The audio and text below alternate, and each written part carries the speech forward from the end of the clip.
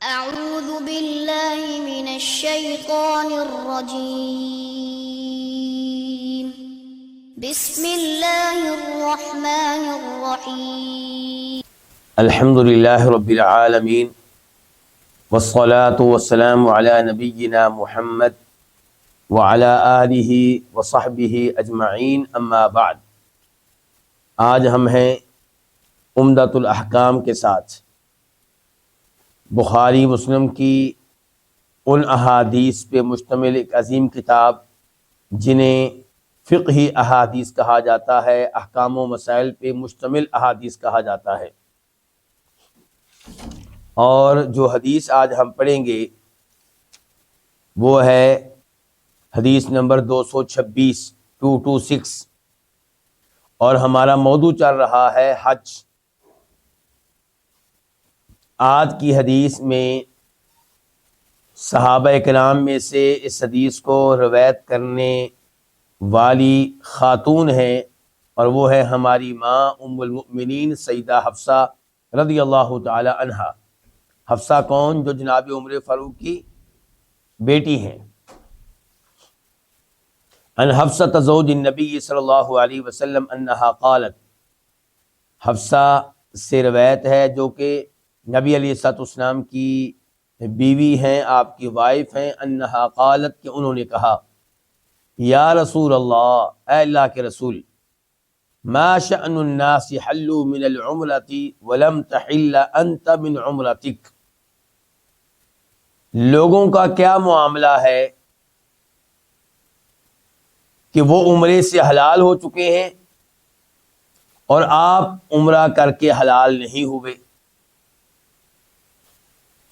اب یہاں پہ بات سمجھنے کے لیے پہلے تو میں آپ سے سوال کرنا چاہوں گا، کیونکہ آپ میرے ساتھ ہیں حدیث کی کتاب میں بھی، اور یہاں پہ بھی حج کی گفتگو چل رہی ہے، اور درر البحیہ میں بھی حج کی گفتگو چل رہی ہے۔ آپ یہ بتائیے کہ نبی علیہ الصلوۃ والسلام کون سا حج کر رہے تھے؟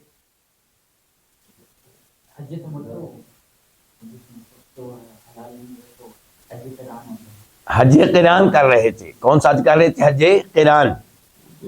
میں سب کی توجہ چاہوں گا، حج قران پہلے بھی کہا تھا، یہ قرآن لفظ نہیں ہے۔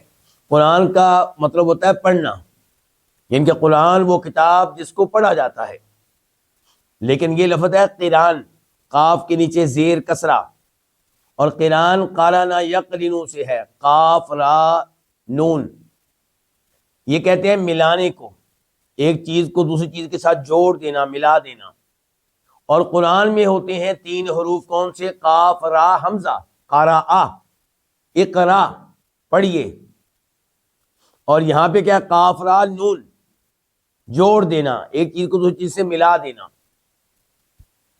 تو حج قران میں عمرے کو حج کے ساتھ ملا دیا جاتا ہے، دونوں آپس میں ایک ہو جاتے ہیں، اس کو کیا کہتے ہیں؟ حج قران۔ تو حج قران میں عمرہ بھی ہوتا ہے اور حج بھی ہوتا ہے، اور قربانی بھی دینی ہوتی ہے۔ قربانی کی طاقت نہ ہو تو 10 روزے، لیکن حج قران میں عمرہ الگ نہیں ہوگا، حج الگ نہیں ہوگا، بالکل ایک ہو جائیں گے۔ دوسرے نمبر پہ ہوتا ہے حج تمتع، اور تمتع کا لفظی معنی کیا ہوتا ہے؟ عربی لغت کے لحاظ سے فائدہ اٹھانا، متاع کا لفظ تو آپ نے سنا ہوگا نا۔ تو متاع کس کو کہتے ہیں؟ سامان کو، فائدہ اٹھانا۔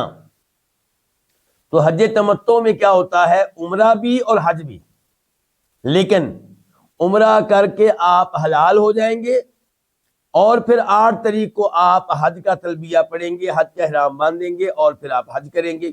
لیکن ایک ہی سفر میں 2 کام ہوئے حج قران کی طرح۔ فرق کیا ہے کہ حج تمتع میں عمرہ الگ ہے اور حج الگ ہے، درمیان میں آپ حلال بھی ہو چکے، احرام کی پابندیوں سے آزاد ہو چکے، اور اس میں بھی قربانی ہے۔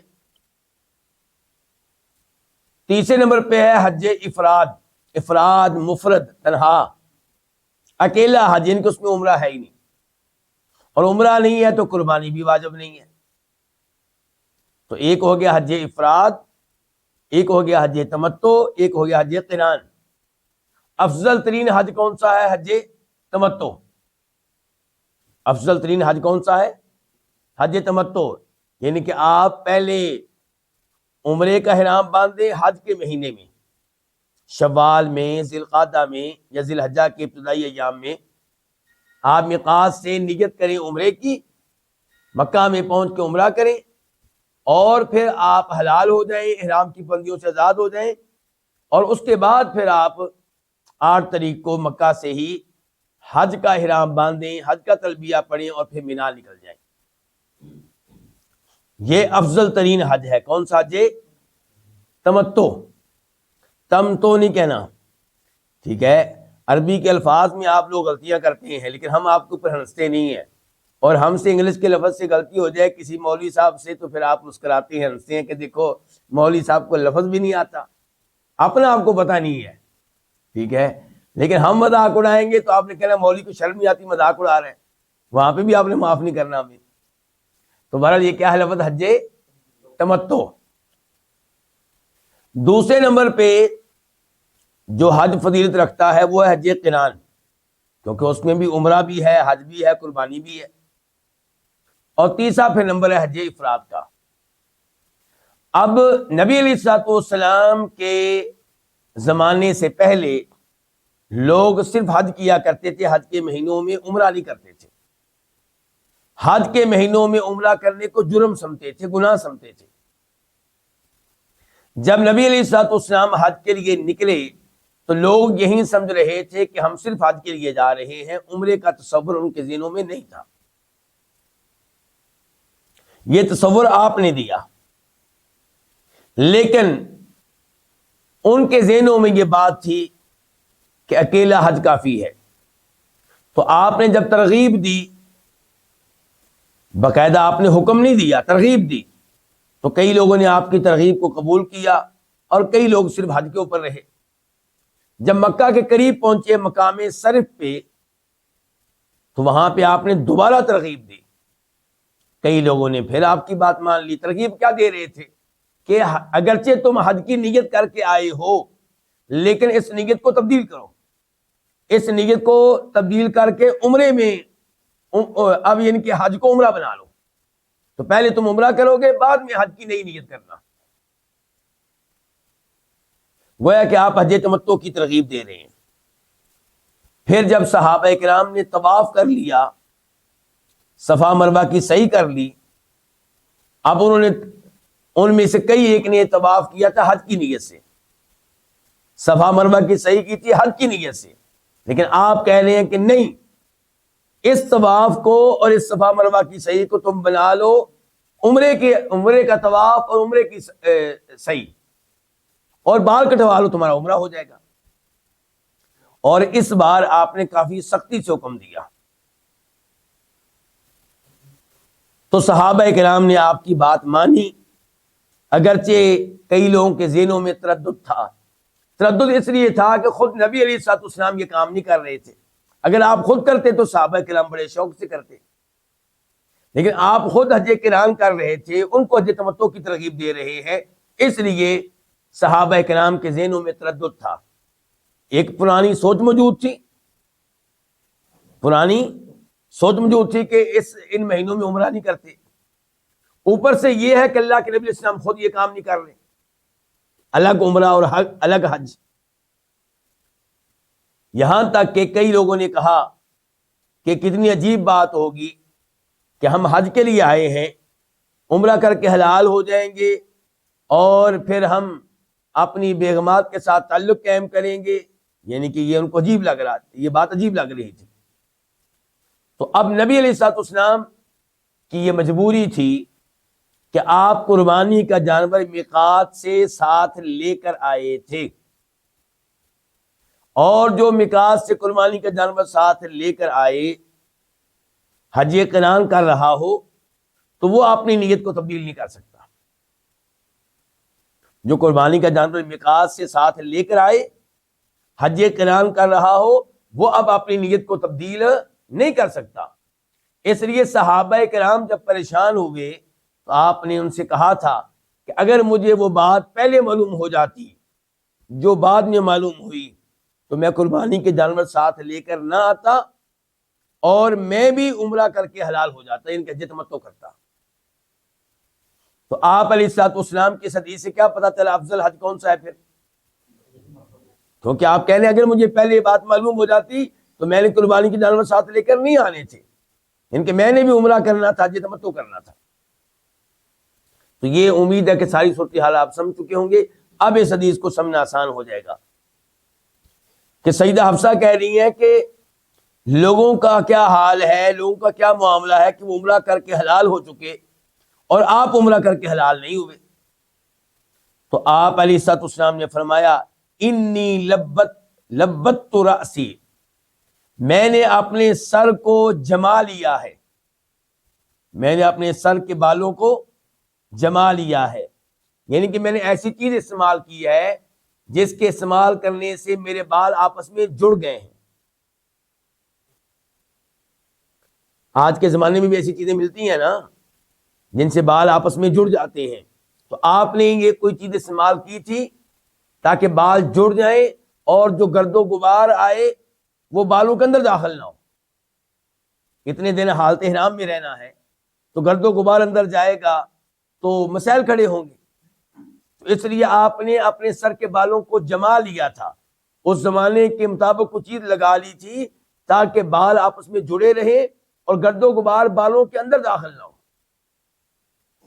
تو فرمایا انی لبت راسی، میں نے اپنے سر کے بال جما لیے ہیں، وقلدت ہدی، اور میں نے اپنے قربانی کے جانوروں کو قلادہ ہار پہنا دیا ہے۔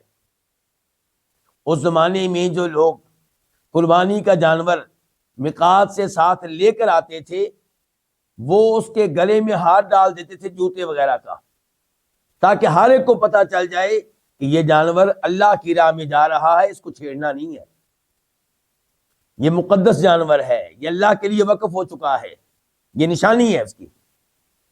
تو فرمایا میں نے اپنے قربانی کے جانوروں کو قلادہ پہنا دیا، ہار پہنا دیا ہے، فلا احل، تو میں حلال نہیں ہوں گا، میں حرام نہیں کھولوں گا، حتی انہر، یہاں تک کہ میں ان اونٹوں کو نہر کر لوں، ذبح کر لوں، یعنی کہ میرا کیا بنے گا؟ حج قران بنے گا۔ اس حدیث کو روایت کیا امام بخاری رحمہ اللہ نے، نمبر ہے 1566 1566، اور باب کیا ہے اس کے اوپر؟ باب التمتع والاقران والافراد بالحج۔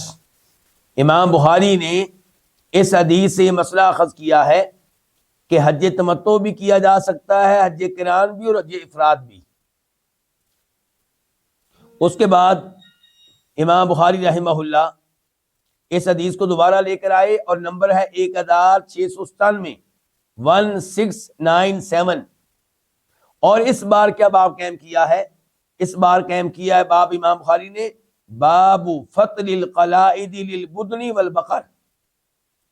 باب اس بارے میں ہے کہ ہار بنانا قربانی کے اونٹوں کے لیے اور گائیوں کے لیے، یعنی کہ جو قربانی کے جانور مکہ جا رہے ہیں ان کے لیے ہار خود بنانا۔ پھر امام بخاری اس حدیث کو لے کر آئے ہیں 1725 1725، اور اس بار کیا مسئلہ اخذ کیا امام بخاری نے کہ باب من لبد رأسہ عند الاحرام وحلق، باب ہے اس کے بارے میں جو احرام کے موقع پہ اپنے سر کے بالوں کو جما لے اور پھر بعد میں اپنے سر کے بالوں کو منڈوائے۔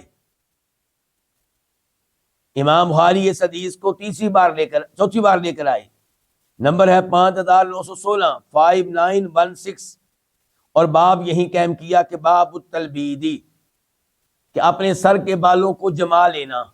کیا فرق ہے پچھلے باب میں اس باب میں؟ پچھلا باب تھا کہ احرام کے موقع پہ، اب ہے عام حالات میں، یعنی کہ عام حالات میں چاہے آپ حج پہ نہ جا رہے ہوں، چاہے عمرے پہ نہ جا رہے ہوں، آپ اپنے سر کے بالوں کو کچھ چیز لگا کے آپس میں جوڑ سکتے ہیں، جما سکتے ہیں۔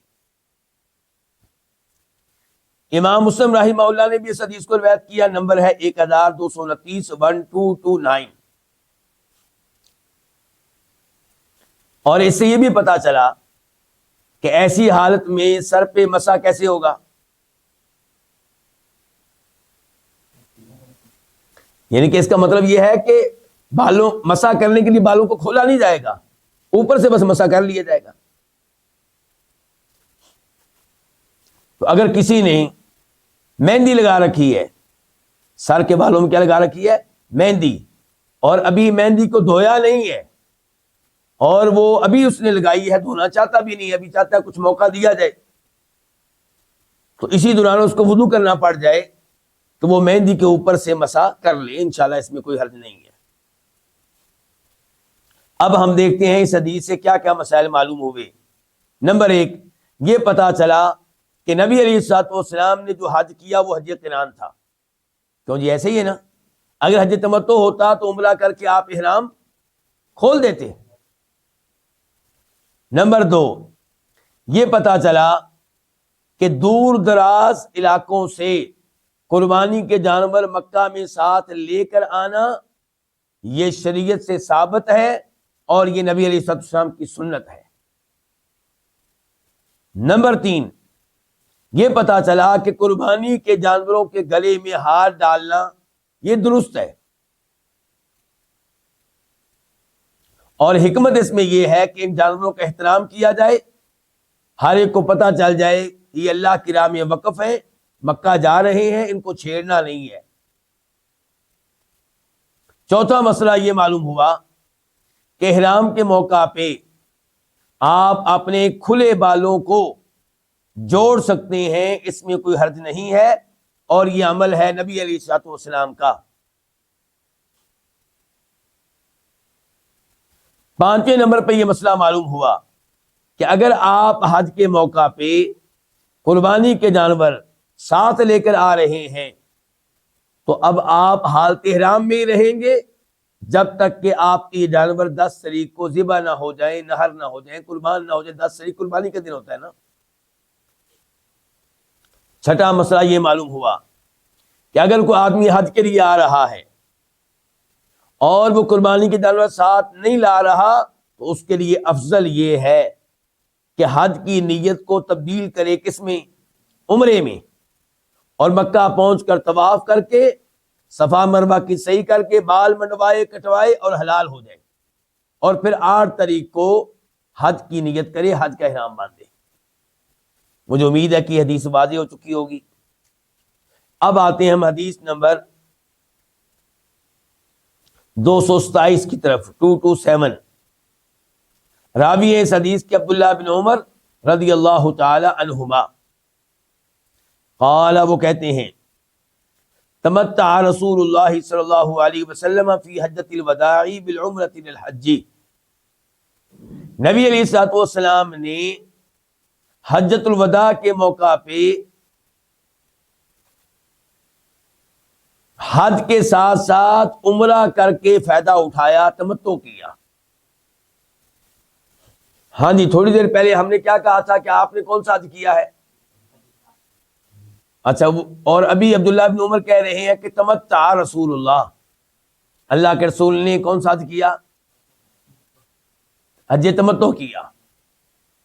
تو یہاں پہ آپ نے میرے ساتھ غور کرنا ہے ذرا تھوڑا سا۔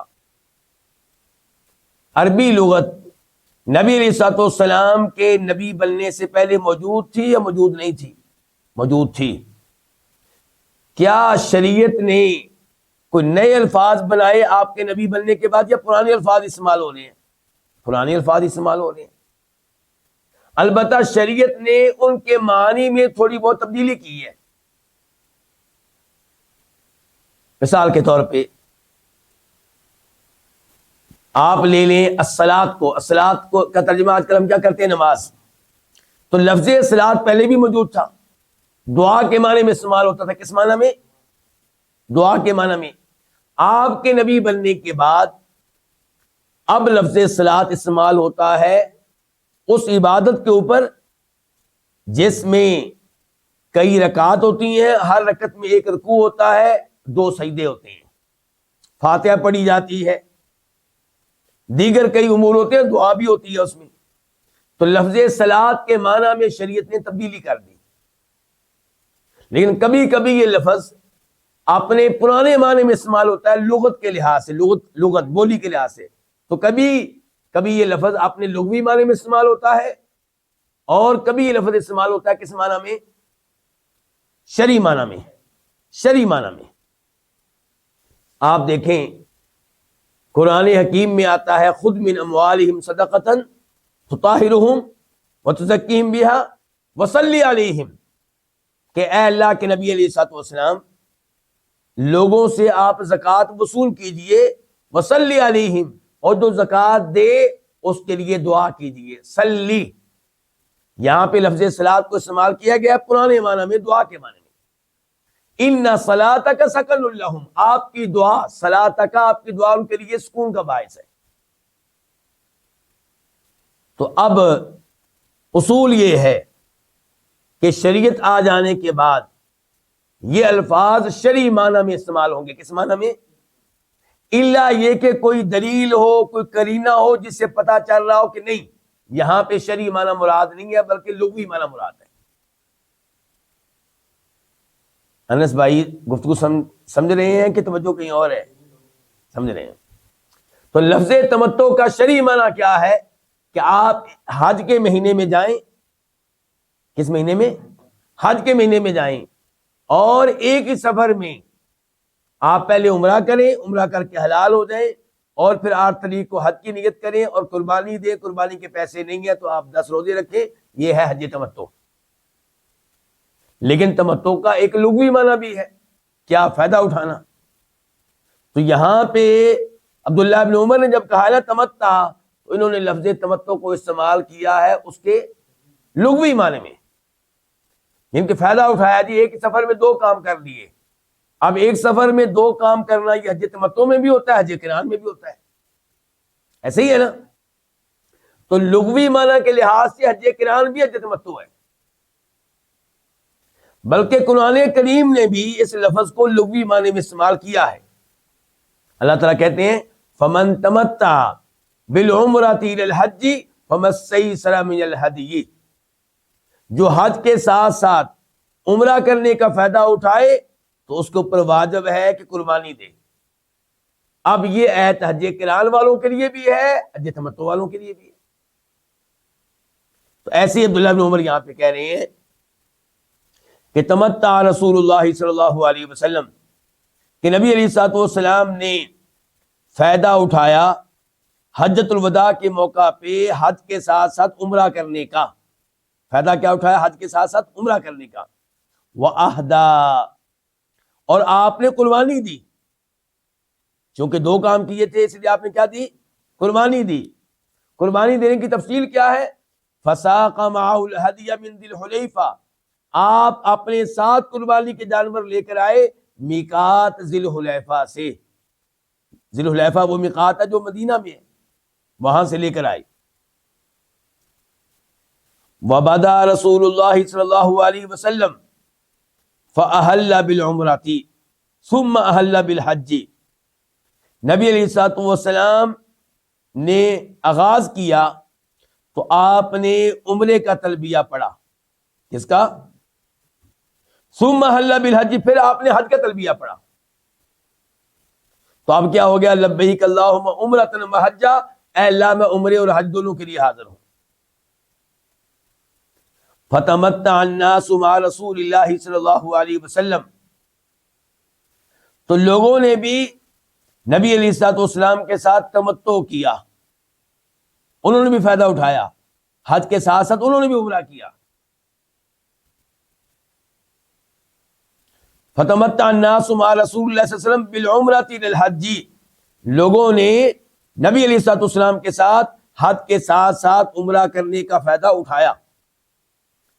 فکان من الناس من اہدی، تو لوگوں میں سے کچھ وہ تھے جنہوں نے قربانی دی، قربانی کی طاقت تھی. فساق الہدی من ذی الحلیفہ، تو وہ قربانی کے جانور میقات ذی الحلیفہ سے اپنے ساتھ لے کر آئے. ان لوگوں نے کون سا حج کیا ہوگا؟ پھر حج قران. ومنہم من لم یہدی، اور کچھ وہ تھے جنہوں نے قربانی نہیں دی، ان کی قربانی کی طاقت ان کے پاس نہیں تھی. فلما قدم النبی صلی اللہ علیہ وسلم مکہ تھا، جب نبی علیہ السلام مکہ پہنچے، قال للناس، آپ نے لوگوں سے کہا، من کان منکم اہدا، تم میں سے جو قربانی کا جانور ساتھ لے کر آیا ہے، فإنہ لا یحل من شیء، وہ کسی بھی ایسی چیز سے حلال نہیں ہوگا، حرم منہ، جو اس کے اوپر حرام ہو چکی ہے، یعنی کہ وہ حرام نہیں کھولے گا، حتی یقضی حجہ، حتیٰ کہ اپنے حج کو پورا کر لے، حج ادا کر لے۔ یہ کون ہوئے پھر؟ حج قران والے۔ وَمَن لَّمْ يَكُن مِّنكُمْ أَحْدًا، اور جو تم میں سے قربانی کا جانور ساتھ لے کر نہیں آیا، فَلْيَطُفْ بِالْبَيْتِ، وہ بیت اللہ کا طواف کرے، وَبِالصَّفَا وَالْمَرْوَہ، اور صفا مروا کے چکر لگائے، وَلْيُقَصِّرْ، اور اپنے بال چھوٹے کروا لے، وَلْيَحْلِلْ، اور حلال ہو جائے۔ یہ کون ہوا؟ حج تمتع والا، عمرہ کر کے حلال ہو جائے۔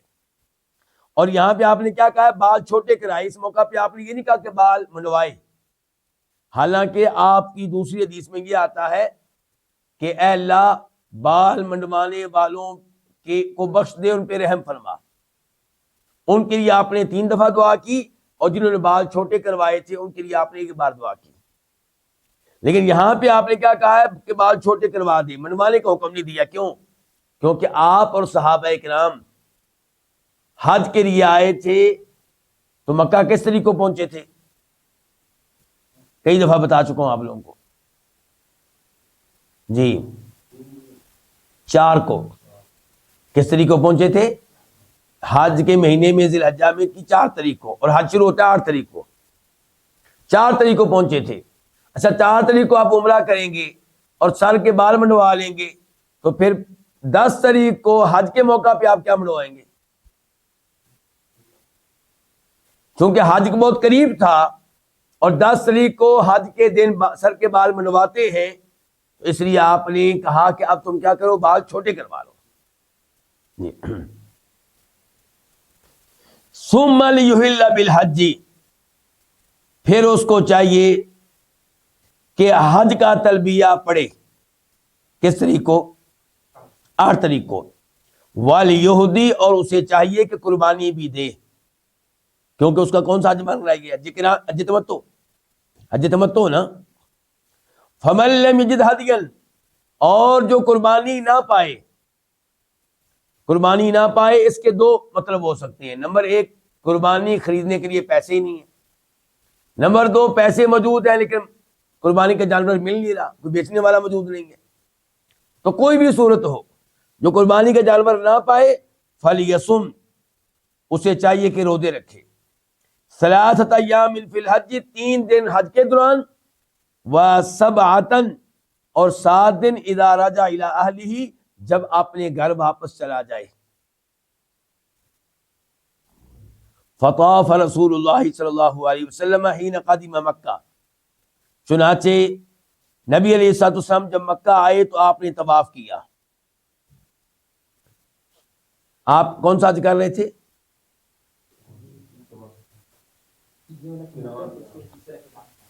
حج ایک ہی ہے، ایک ہی حج کی بات، اسی کے بارے میں تفصیل بتا رہے ہیں۔ اب حج قران ہے، آپ نے کون سا حج کیا؟ حج قران۔ اچھا، حج قران میں ہم یہ بات پہلے پڑھ چکے ہیں، حج قران میں جو رکن طواف ہے وہ ایک ہی ہوتا ہے، کیونکہ حج قران میں حج عمرہ جڑ گئے نا، ایک ہو گئے۔ حج تمتع میں کیا ہوگا؟ عمرے کا طواف الگ، حج کا طواف الگ۔ حج قران میں ایک ہی طواف ہوگا، اور وہ کریں گے 10 تاریخ کو۔ جو ابھی آپ نے طواف کیا ہے اس کو کہا جائے گا طواف قدوم، یہ نفلی طواف ہے۔ تو طواف کیا نبی علیہ الصلوۃ والسلام نے حین قدم مکہ، جب آپ مکہ آئے۔ واستلم الرکن اول شیء، اور آپ نے حجر اسود کا استلام کیا، حجر اسود کو ہاتھ لگایا۔ اول شیء، یہ سب سے پہلی چیز تھی۔ طواف کرتے ہوئے جب آپ آئے، پہلا کام کیا کیا تھا آپ نے؟ حجر اسود کا استلام کیا، اس کو ہاتھ لگایا، اس کو بوسہ وغیرہ دیا، یرحمک اللہ۔ ثم خب 3 طواف، پھر آپ نے رمل کیا، خبا تیز چلے، رمل کیا آپ نے 3 طواف، 3 چکر۔ وَمَشَى أَرْبَعَةً اور 4 چکروں میں آپ معمول کی چال چلے. ٹوٹل چکر کتنے ہو گئے؟ 7. وَرَكَعَ اور آپ نے رکوع کیا. حِينَ قَضَى طَوَافَهُ بِالْبَيْتِ جب آپ نے بیت اللہ کے طواف کو مکمل کر لیا. رکوع سے مراد کیا ہے؟ 2 رکعتیں ادا کی، نماز پڑھی. رکوع سے مراد یہاں پہ کیا ہے؟ نماز پڑھی.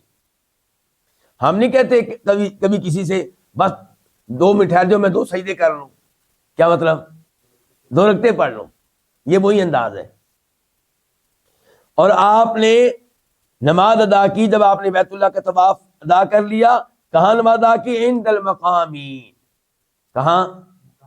مقام ابراہیم کے پاس. رکعتین کتنی نماز ادا کی؟ 2 رکعتیں. ثم سلم پھر آپ نے سلام پھیرا. فانصرفا تو آپ وہاں سے مڑے. فأتی الصفا اب آپ آئے صفا پہاڑ کے پاس. کیا کام کرنے کے لیے؟ جی شہریار کیا کرنے کے لیے؟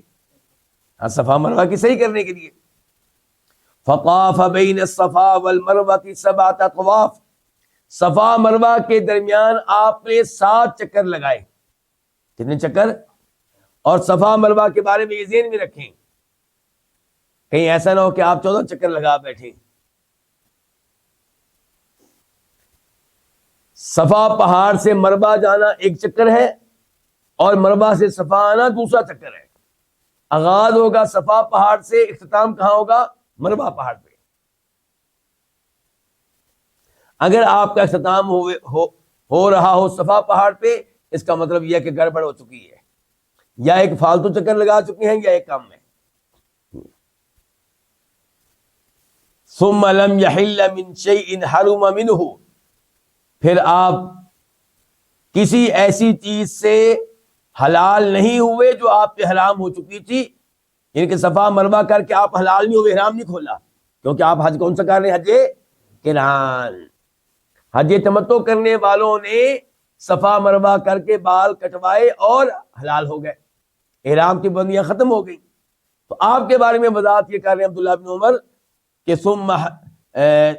ثم لم يحل من شيء آپ کسی بھی ایسی چیز سے حلال نہیں ہوئے حرم منہ جو آپ پہ حرام ہو چکی تھی. حتی قضا حجہ یہاں تک کہ آپ نے اپنا حج پورا کر لیا، ادا کر لیا. وَنَحَرَ هَدْيَهُ آپ نے اپنے قربانی کے جانور نہر کیے، ذبح کیے. یوم النحر کس دن؟ قربانی والے دن 10 تاریخ کو. وَأَفَاضَ اور آپ واپس آئے. کہاں واپس آئے؟ ہاں مکہ بیت اللہ میں، کیونکہ حج کے لیے 8 تاریخ کو مکہ سے نکلے تھے نا. 8 تاریخ کو نکل کے کہاں گئے تھے؟ مینا. مینا میں آپ نے نماز پڑھی، ظہر کی، عصر کی، مغرب کی، عشاء کی، فجر کی.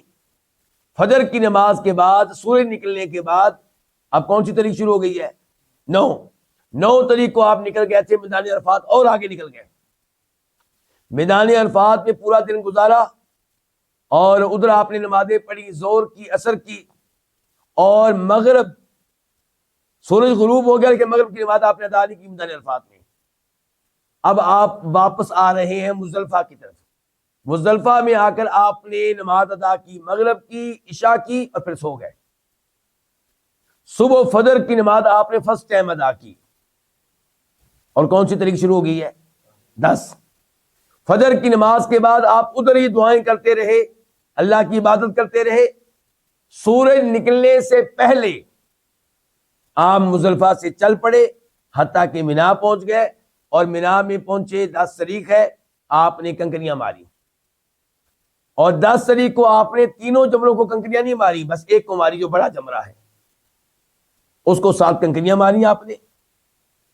اور پھر آپ نے قربانی کے جانور ذبح کیے. کچھ آپ نے خود ذبح کیے، ان کو نہر کیا، اور کچھ کی ڈیوٹی لگائی آپ نے جناب علی کی. ٹوٹل 100 اونٹ آپ نے قربان کیے. کتنے؟ یہ ہے محمد رسول اللہ صلی اللہ علیہ وسلم. ہم ایک بکرا ذبح کرتے ہیں تو سمجھتے ہیں پتہ نہیں کتنا بڑا ہم نے کارنامہ سر انجام دیا ہے. یعنی کہ مالی لحاظ سے بھی اور محنت کے لحاظ سے بھی ہم ایک بکرا ذبح کریں تو ہم سمجھتے ہیں ہم نے پتہ نہیں کیا کر دیا ہے. آپ نے اللہ کی راہ میں 100 اونٹ دیے ہیں، اور ایک اونٹ آج کل کتنے کا جی؟ جی گلفراز صاحب، چلے آپ 5 لاکھ کا لگا لیں، حالانکہ ہے 7 لاکھ کا، آپ صحیح کہہ رہے ہیں، لیکن 5 لاکھ کا کر لیں۔ 100 اونٹ اب کتنے ضرب دیں جی؟ 5 کروڑ ہو گیا، 5 کروڑ ہو گیا۔ یہ ہے سخاوت نبی علیہ الصلوۃ والسلام کی۔ آپ سنتے ہیں نا کہ اللہ کے رسول سب سے زیادہ سخاوت کرنے والے تھے، اس وقت شاید آپ کو یقین نہ تو اب دیکھ لیں۔ اور ایسے ہی آپ نے کئی مواقع پہ نئے مسلمان ہونے والوں میں سے ہر ایک کو 100 اونٹ دیے، 100 اونٹ ایک آدمی کو دے دیے۔ اس کے لیے بڑا دل چاہیے، اللہ کے اوپر ایمان چاہیے، اللہ کے اوپر توکل چاہیے۔ تو بہرحال یہ دیکھیے کہ آپ نے یہ 100 اونٹ نہر کیے قربانی والے دن، وافاضا، اور آپ واپس آئے۔ کہاں واپس آئے؟ مسجد حرام، کیونکہ پہلے آپ مینا گئے تھے، عرفات اور آگے نکل گئے تھے، پھر واپسی کا سفر شروع ہوا، مزدلفہ آئے، پھر مینا آئے، اور اب مکہ پہنچ گئے۔ فطاف بالبیت، اور اب آ کر آپ نے بیت اللہ کا طواف کیا۔ چونکہ واپس آ کر کیا تھا، لفظ کیا؟ افاضا، واپس آئے، اسی لیے اس طواف کو طواف افاضہ بھی کہتے ہیں، اور اس طواف کو طواف زیارت بھی کہتے ہیں کہ آپ نے 3 دنوں کے بعد واپس آ کے کعبہ کا دیدار کیا، زیارت کی ہے۔ اس طواف کو طواف رکن بھی کہتے ہیں کہ اس کی اتنی اہمیت ہے کہ اس کے بغیر حج نہیں ہوگا۔ تو یہ طواف آپ نے کیا۔ ثم حل من كل شيء حرم منه، پھر آپ ہر اس چیز سے حلال ہو گئے جو آپ پہ حرام ہو چکی تھی۔ اچھا، اب جو ہے طواف کا تذکرہ آیا، صفا مروہ کا تذکرہ نہیں آیا، کیونکہ صفا مروہ آپ نے کر لیا تھا جب آپ مکہ پہنچے تھے، طواف قدوم کے ساتھ آپ نے کر لیا تھا۔ حج قران والے پہ طواف بھی ایک ہے، صفا مروہ کی صحیح بھی ایک ہے، چاہے طواف قدوم کے ساتھ کر لے، چاہے 10 طریق والے طواف کے ساتھ کر لے۔ تو آپ نے وہ صفا مروہ کی صحیح پہلے کر لی تھی، تو اب نہیں کی۔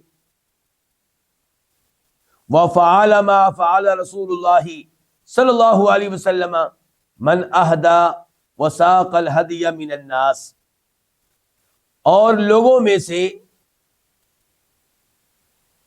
جس نے، بلکہ پہلی ترجمہ میں پہلی بار کا کرتا ہوں، اور جو کام اللہ کے رسول نے کیے، جو طریقہ آپ نے اختیار کیا، وہی طریقہ اختیار کیا ان لوگوں نے، من اہدا، جنہوں نے قربانی دی، وساق الہدیہ، اور قربانی ساتھ لے کر آئے، کیونکہ وہ بھی حج قران والے ہوئے، تو ان کا پھر حج کا طریقہ بالکل وہی تھا جو اللہ کے رسول کا تھا علیہ الصلاۃ والسلام۔ اس حدیث کو روایت کے امام بخاری نے، نمبر ہے 1691 1691، اور باب ہے باب من ساق البدن معہ، باب ہے اس آدمی کے بارے میں جو قربانی کے جانور اپنے ساتھ لے کر آیا۔ اور امام مسلم نے بھی اس کو روایت کیا، نمبر ہے 1227 1227۔ اب دیکھیے اس حدیث سے کیا کیا مسائل معلوم ہوئے۔ نمبر 1 کہ نبی علیہ الصلوۃ والسلام نے تمتع کیا۔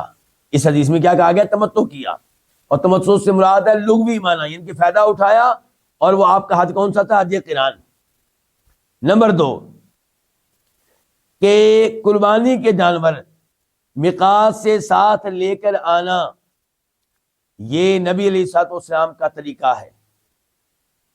نمبر 3 حج کی 3 اقسام ہیں، حج تمتع، حج قران، حج افراد، کیونکہ نبی علیہ الصلوۃ والسلام نے اگرچہ خود حج قران کیا، لوگوں کو حج تمتع کی ترغیب دی، لیکن جنہوں نے حج افراد کیا ان کو آپ نے حج افراد کرنے دیا۔ نمبر 4 یہ پتا چلا کہ جو قربانی کے جانور ساتھ لے کر نہ آئے میقات سے، اس کے لیے مشروع یہ ہے کہ وہ اپنے حج کی نیت کو عمرے میں تبدیل کرے اور عمرہ کر کے حلال ہو جائے، اور اسی حال میں رہے حتیٰ کہ 8 تاریخ آ جائے اور 8 تاریخ کو حج کا احرام باندھے۔ امام ابن تیمیہ رحمہ اللہ کہتے ہیں کہ وہ آدمی جس نے نیت کیا عمرے کی، حج کے مہینے میں نیت کیا عمرے کی، کہاں سے؟ میقات سے، اور کیا کرنا چاہ رہا ہے؟ حج تمتع. کیا کرنا چاہ رہا ہے؟ حج تمتع. لیکن وہ جب آیا تو عمرہ کرنے کا وقت نہیں اس کو مل رہا، اوپر سے حج کا وقت شروع ہو گیا ہے. لوگ پہنچ چکے ہیں میدان عرفات میں اور وہ ابھی تک عمرہ نہیں کیا اس نے. تو وہ کیا کرے؟ عمرے کی نیت کے اوپر ہی نیت کر لے حج کی. تو کون سا حج بن جائے گا؟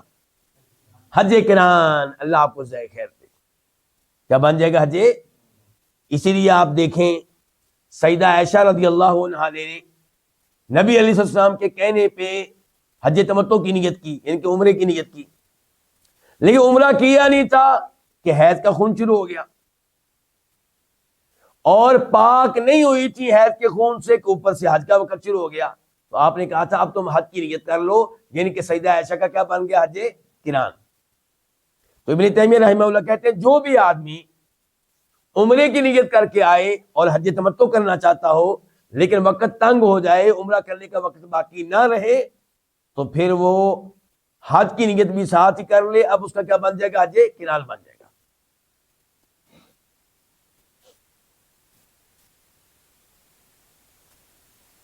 پانچواں مسئلہ اس حدیث سے یہ معلوم ہوا کہ جو قربانی کے جانور ساتھ لے کر نہیں آیا اس کے لیے بہتر یہ ہے کہ اپنے حج کو عمرے میں تبدیل کرے، چاہے طواف کر چکا ہو، چاہے صفا مروہ کی صحیح حج کی نیت سے کر چکا ہو. جب وہ نیت تبدیل کرے گا تو یہ طواف اور صفا مروہ کی صحیح، یہ عمرے کا طواف، عمرے کی صفا مروہ کی صحیح بن جائیں گے. چھٹے نمبر پہ اس حدیث سے مسئلہ معلوم ہوا کہ جو قربانی کے جانور نہ پائے، طاقت نہ رکھے، وہ 10 دن کے روزے رکھے، 3 حج میں اور 7 حج کرنے کے بعد جب اپنے گھر واپس آ جائے. لیکن یہ 3 روزے عمرے میں داخل ہونے سے پہلے نہیں رکھے جائیں گے، یہ ذہن میں رہنا چاہیے.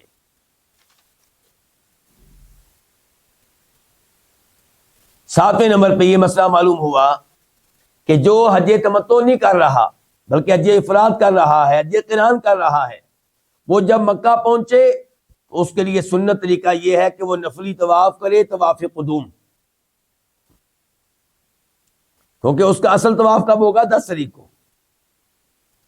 نمبر 8 یہ پتا چلا کہ طواف کے لیے جب آپ آئیں تو پہلا کام کیا کریں؟ حجر اسود کا استلام، حجر اسود کو بوسہ دینا، ہاتھ لگانا وغیرہ. اور پھر یہ کام ہر چکر میں ہوگا، یہ کام ہر چکر میں ہوگا. 9واں مسئلہ طواف قدوم کے پہلے 3 چکروں میں رمل کرنا چاہیے، تیز قدم اٹھائیں پہلوانوں کے انداز میں، اور 4 چکر معمول کی چال میں طے کریں. نمبر 10 یہ مسئلہ معلوم ہوا کہ مقام ابراہیم کے پاس طواف کی 2 رکعتیں ادا کرنا مشروع ہے، نبی علیہ السلام کی سنت ہے. نمبر 11 کہ طواف قدوم کے بعد صفا مروہ کی سعی کے طور پہ 7 چکر لگانا، یہ صحیح بات یہ ہے کہ حج کے ارکان میں سے ایک رکن ہے، ان کے اس کے بغیر حج نہیں ہوگا، اس کے بغیر حج نہیں ہوگا، اتنی اہمیت زیادہ ہے اس کی.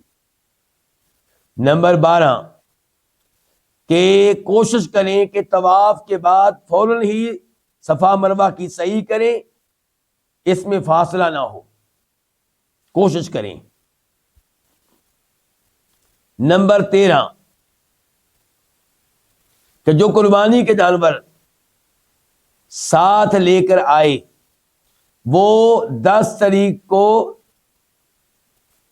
جب قربانی کے جانور حلال کرے گا تب ہی حلال ہو سکے گا، قربانی کے جانور کو ذبح کرے گا تب ہی حلال ہو سکے گا.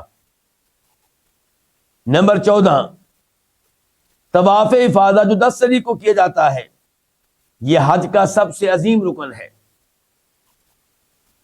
اور افضل یہ ہے کہ یہ طواف آپ تب کریں جب آپ 10 تاریخ کو کنکریاں مار چکے ہوں اور قربانی کا جانور ذبح کر چکے ہوں۔ اگرچہ ان 2 کاموں سے پہلے بھی یہ طواف کیا جا سکتا ہے، لیکن سنت طریقہ یہی ہے کہ پہلے کنکریاں ماریں، پھر قربانی کا جانور ذبح کریں اور پھر طواف کریں، اور بیچ میں طواف سے پہلے کیا سر کے بال منڈوا لیں یا کٹوا لیں۔ 15واں مسئلہ جو اس حدیث سے ہمیں معلوم ہوا کہ انسان مکمل طور پہ حلال تب ہو سکے گا جب 10 تاریخ کا طواف افاضہ کر لے گا۔ 16 نمبر پہ پتہ چلا کہ نبی علیہ الصلوۃ والسلام نے حج میں جو کچھ کیا یہ امت کے لیے شریعت ہے، اور امت کو چاہیے کہ ویسے حج کرے، وہی طریقہ اختیار کرے جو نبی علیہ الصلوۃ والسلام نے اختیار کیا۔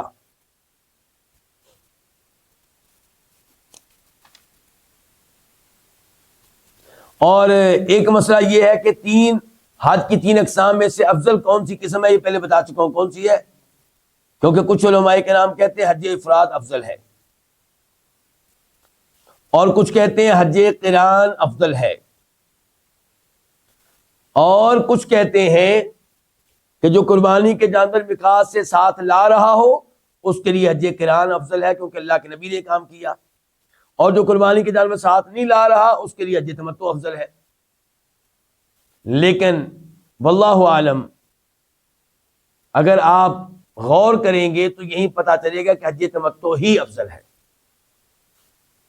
کیونکہ اگر حج قران افضل ہوتا اس کے لیے جو قربانی کے جانور ساتھ لے کر آ رہا ہے تو آپ یہ الفاظ ادا نہ کرتے کہ اگر مجھے وہ بات پہلے معلوم ہو جاتی، جو بعد میں معلوم ہوئی تو میں قربانی کے جانور ساتھ لے کر نہ آتا، میں بھی حج تمتع کرتا۔ اب ہم بڑھتے ہیں اگلی حدیث کی طرف۔ اگلی حدیث کیا ہے؟ حدیث نمبر 228 228، راوی ہے عمران بن حسین رضی اللہ تعالی عنہ۔ میں بھول نہ جاؤں پہلے میں یہ اعلان کر دوں کہ رمضان سے پہلے یہ ہمارا آخری درس ہے۔ رمضان کے مہینے میں یہ کتاب نہیں پڑھائی جائے گی، لیکن مشورہ کر کے آپ کو یہ بتاؤں گا کہ اس کتاب کی جگہ پہ کیا کیا جائے گا۔ شاید ماہ رمضان کے مسائل بیان کر دیے جائیں، رمضان کے تعلق سے دیگر امور بیان کر دیے جائیں، لیکن یہ کتاب نہیں پڑھائی جائے گی۔ کیوں؟ کیونکہ آپ میں سے کئی لوگ ایسے ہوں گے جو درس کے وقت شاید تراویح پڑھ رہے ہوں، درس کے وقت افطاری کر رہے ہوں، تو میں نہیں چاہتا کہ کسی کا نقصان ہو، تو اس لیے یہ کتاب کا باقاعدہ جو درس ہوگا، آئندہ درس، وہ رمضان کے بعد ہوگا انشاءاللہ۔ لیکن رمضان میں کیا ہوگا یہ گروپ میں اعلان کر دیا جائے گا کہ اس درس کی جگہ پہ ہم کیا کریں گے، کون سے مسائل بیان کریں گے، انشاءاللہ یہ چیز واضح کر دی جائے گی۔ اللہ تعالی ہمیں رمضان کے روزے رکھنے کی توفیق عنایت فرمائے۔ تو عمران بن حسین سے روایت ہے، وہ کہتے ہیں انزلت آیت المتعۃ فی کتاب اللہ، تمتع والی آیت اللہ کی کتاب میں نازل کی گئی، وہی فمن تمتع بالعمرۃ للحج فما استیسر من الہدی، سورہ بقرہ 2 سپارہ، کہ جو حج کے ساتھ ساتھ عمرہ کرنے کا فائدہ اٹھائے اس کے اوپر قربانی کرنا واجب ہے۔ تو اللہ نے تمتع کا ذکر کیا یہاں پہ، لغوی تمتع کا۔ لغوی تمتع میں دو چیزیں آ جائیں گی، حج قران بھی، حج تمتع بھی، یعنی کہ اللہ نے تذکرہ کیا ہے کہ آپ حج کے مہینوں میں حج کے ساتھ ساتھ عمرہ بھی کر سکتے ہیں۔ واضح ہو گیا؟ یہ کون کہہ رہے ہیں؟ عمران بن حسین رضی اللہ عنہ کہتے ہیں ففعلناها، اور ہم نے یہ کام کیا، مع رسول اللہ، اللہ کے رسول علیہ الصلوۃ والسلام کے ساتھ۔ ہم میں سے کئی لوگوں نے حج تمتع کیا، کئی لوگوں نے حج قران کیا، لیکن حج کے ساتھ عمرہ کیا۔ وَلَمْ يَنزِلْ قُرْآنٌ بِحُرْمَتِهَا، اور قرآن نازل نہیں ہوا اس کی حرمت کے ساتھ، ان کے قرآن نے اس کو حرام قرار نہیں دیا۔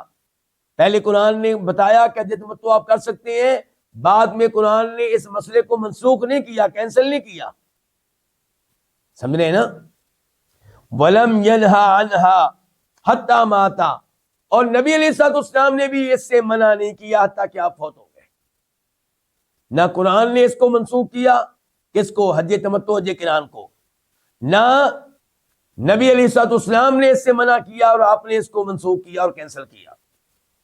فقال رجل برأیہ ما شاء، تو ایک آدمی نے اپنی رائے سے کہہ دیا ہے جو اس نے چاہا۔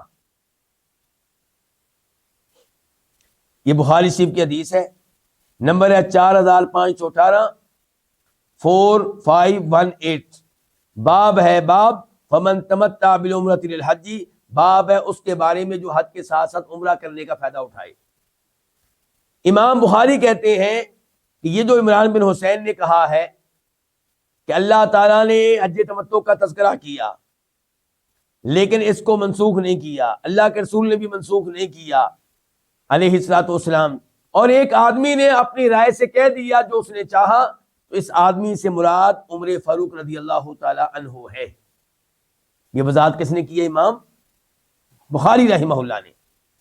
اصل میں جناب عمر فاروق اپنے زمانے میں لوگوں کو حج تمتع سے، حج قران سے منع کرتے تھے۔ کیوں؟ وہ یہ نہیں کہتے تھے کہ یہ منسوخ ہو چکا، وہ یہ کہتے تھے کہ بہتر کیا ہے کہ آپ کیا کریں، اکیلا حج، کیا کریں؟ اکیلا حج کریں، آپ اکیلا حج کریں اور پھر عمرے کے لیے دوبارہ آئیں تاکہ بیت اللہ میں رونقیں قائم رہیں۔ ویسے انہوں نے ایک دفعہ یہ بھی کہا تھا کہ قرآن کہتا ہے وَأَتِمُّوا الْحَجَّ وَالْعُمْرَةَ لِلَّهِ، حج اور عمرے کو مکمل کرو، یعنی کہ وہ کہنا ہی چاہتے تھے کہ جب حج کی نیت کر لی، اب اس نیت کو عمرے کے ساتھ تبدیل کیوں کریں، اب حج کو مکمل کریں آپ۔ تو اس قسم کا موقف تھا جناب عمر فاروق رضی اللہ تعالیٰ عنہ کا، جس کے اوپر تنقید کر رہے ہیں عمران بن حسین۔ اسی لیے ہم کہتے ہیں کہ شریعت نام ہے اس قرآن کا جو اللہ نے نازل کیا، اور شریعت نام ہے ان احادیث کا جو نبی علیہ الصلوۃ والسلام نے بیان کر دی اور آپ سے ثبوت مل گیا کہ آپ نے واقعی وہ حدیث بیان کی ہیں۔ باقی صحابہ کرام علم کے پہاڑ ہیں، ہم ان کے سامنے کوئی حیثیت نہیں رکھتے، نہ شان اور فضیلت کے لحاظ سے، نہ علم و عمل کے لحاظ سے، لیکن بہرحال معصوم نہیں ہے، معصوم نہیں ہے۔ تو جناب عمر فاروق کا یہ فتویٰ نہیں چلے گا، یہ کون کہہ رہے ہیں؟ عمران بن حسین کہہ رہے ہیں۔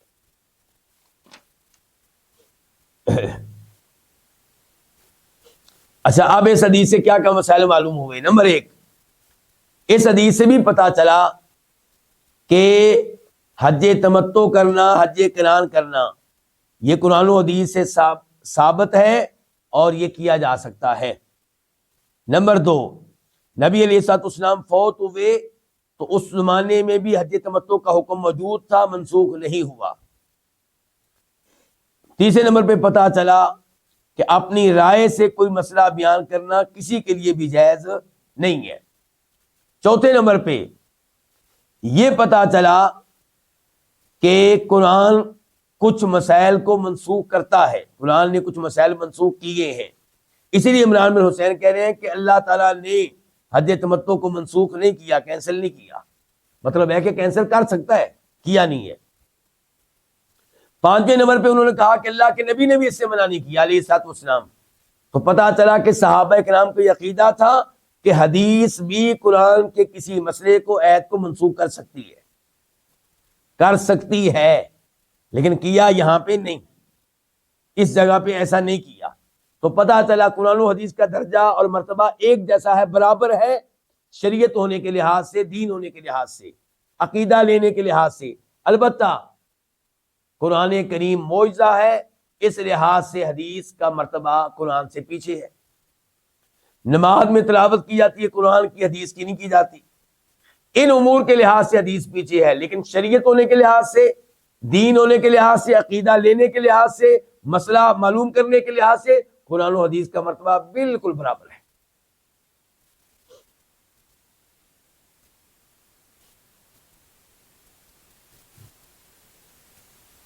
یہیں پہ آج کے درس کا اختتام کرتے ہیں۔ اللہ رب العزت سے دعا ہے کہ اللہ تعالی ہمیں یہ کتاب مکمل کرنے کی توفیق دے، اور پوری زندگی اللہ تعالیٰ علم کے ساتھ جڑے رہنے کی توفیق دے، کیونکہ ایسی مجالس میں جب میں حاضر ہوتا ہوں، آپ حاضر ہوتے ہیں، تو ہمارا ایمان تازہ ہوتا ہے، شریعت کے بارے میں معلومات ملتی ہیں، اور انسان ایسی مجالس میں حاضر ہونے کی وجہ سے بہت سے گناہوں سے بچ جاتا ہے۔ اللہ رب العزت خیر کی ایسی مجالس میں ہمیں بار بار بیٹھنے کی توفیق دے، اور انشاءاللہ امید ہے کہ رمضان میں بھی آپ سے ملاقات ہوگی۔ بہرحال اعلان واٹس ایپ گروپ میں آ جائے گا۔ اللہ تعالیٰ مجھے اور آپ کو رمضان کے روزے رکھنے کی توفیق دے۔ رمضان میں اللہ کرے کہ ہم ان میں شامل ہو جائیں جن کو اللہ تعالیٰ رمضان کے مہینے میں جہنم کی آگ سے آزاد کیا کرتا ہے۔ وصلی اللہ تعالیٰ علی نبینا محمد وعلی آلہ وصحبہ اجمعین۔